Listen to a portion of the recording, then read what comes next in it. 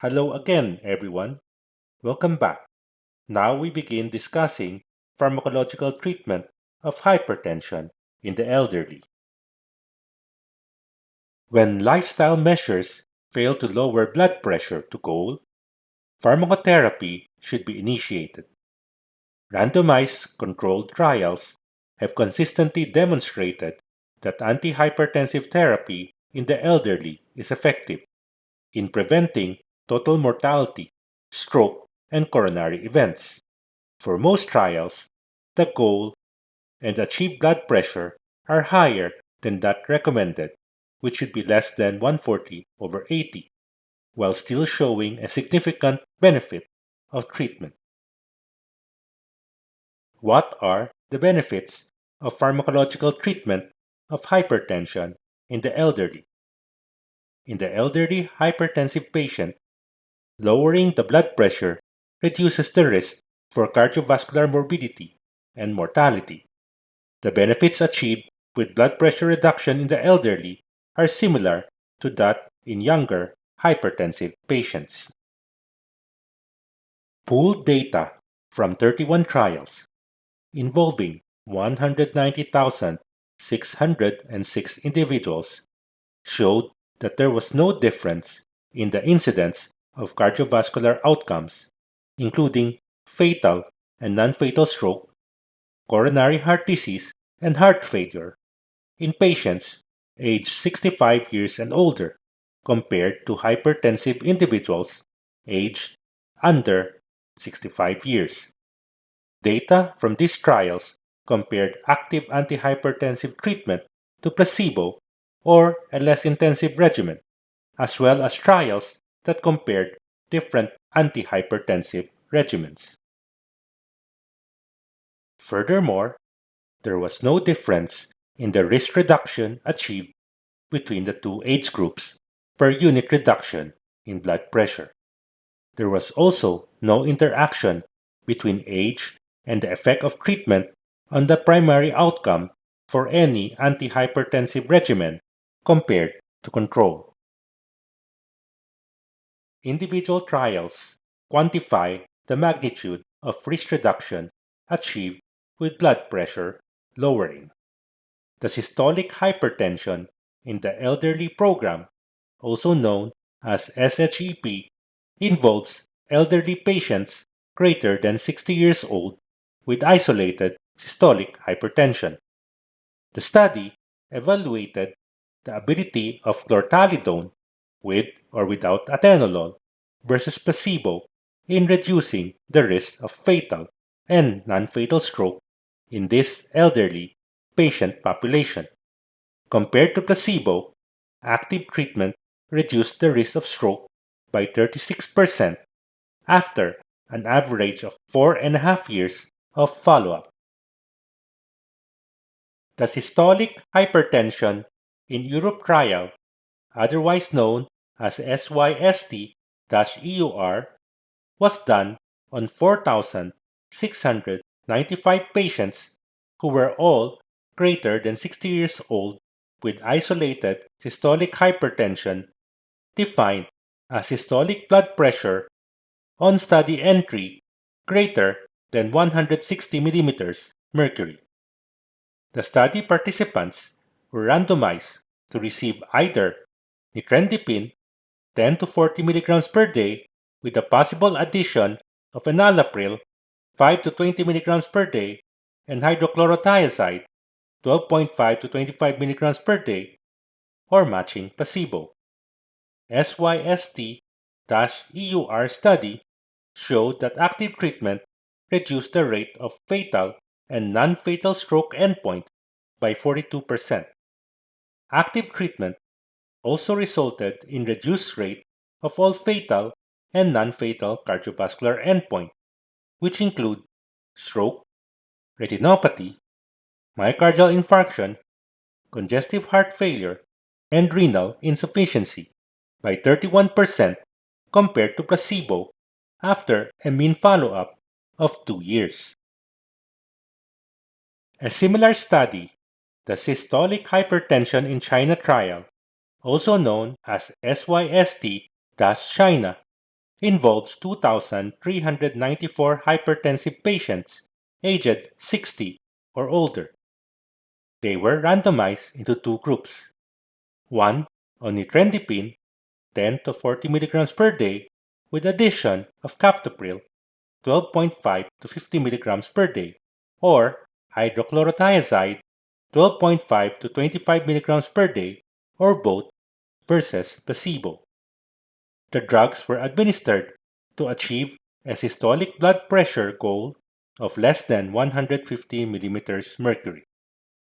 Active treatment reduced the incidence of total strokes by 38%, stroke deaths by 58%, cardiovascular mortality by 39%, and all fatal and non-fatal cardiovascular endpoints, similar to the SYST-EUR trial, by 37% compared to placebo.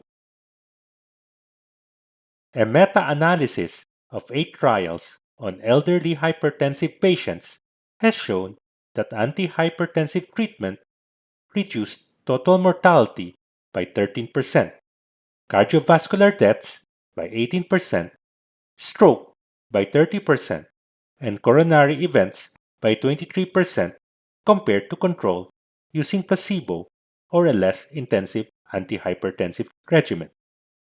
The absolute benefit was found to be higher in men, in patients who were greater than 70 years old, and in those with previous cardiovascular disease or higher pulse pressure. This data provides strong support that blood pressure lowering in the elderly significantly reduces cardiovascular risk. Early treatment of hypertension in elderly patients as opposed to delayed treatment also produces greater cardiovascular risk lowering. In the open-label follow-up of 3,517 patients from the SYST-EUR study, where median follow-up was 6.1 years, those who had received active treatment during the double-blind phase of the trial had 28% less incidence of stroke and 15% less cardiovascular complications compared to those patients who were randomized to receive placebo during that period. Given the high incidence of isolated systolic hypertension in the elderly population, early recognition and initiation of therapy are important. Lastly, the benefit of hypertension treatment has been shown to persist long after the termination of the studies. In the 14-year follow-up of SHEP study participants, those who had received active treatment with chlortalidone, with or without atenolol, during the trial had fewer deaths from cardiovascular causes without a significant difference in all-cause mortality or stroke deaths compared to those randomized to placebo. Furthermore, those who had sustained a stroke during the trial had a worse prognosis compared to those who were stroke-free. Also, the predictors of death included systolic blood pressure, diabetes, and smoking, which are modifiable. This highlights the fact that in elderly hypertensive patients who had a stroke, control of modifiable cardiovascular risk factors may help decrease the long-term risk of death. The Systolic Blood Pressure Intervention Trial, or SPRINT trial, shows the benefits of reducing blood pressure with intensive therapy, which lowers end organ damage secondary to hypertension significantly. The SPRINT trial randomly assigned 9,361 patients with systolic blood pressure greater than or equal to 130 millimeters mercury and increased cardiovascular disease risk to a systolic blood pressure target of less than 120 millimeters mercury, the intensive treatment group, or less than 140 millimeters mercury, the standard treatment group. Increased cardiovascular disease risk was defined as clinical or subclinical cardiovascular disease, chronic kidney disease, a 10-year risk of cardiovascular disease of greater than or equal to 15% according to the Framingham risk score, or an age of greater than or equal to 75 years. At 1 year, mean systolic blood pressure was 121.4 millimeters mercury in the intensive treatment group and 136.2 millimeters mercury in the standard treatment group. Moreover, intensive treatment was associated with a 25% reduction in cardiovascular disease events, with a hazard ratio of 0.75 at 95% confidence interval between 0.64 to 0.89, with a p ratio of less than 0.001, and a 27% reduction in all-cause mortality, with a hazard ratio of 0.73 at 95% confidence interval between 0.6 to 0.9, with a p ratio of 0.003, compared to standard treatment over a median follow-up of 3.26 years.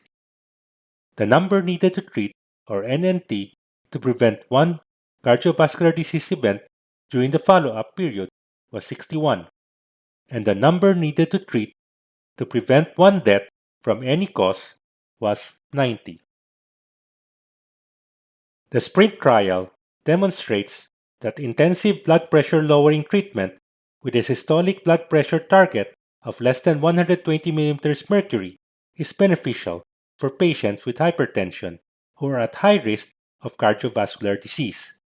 The SPRINT trial prompted the revision of the definition of hypertension and blood pressure antihypertensive treatment goals.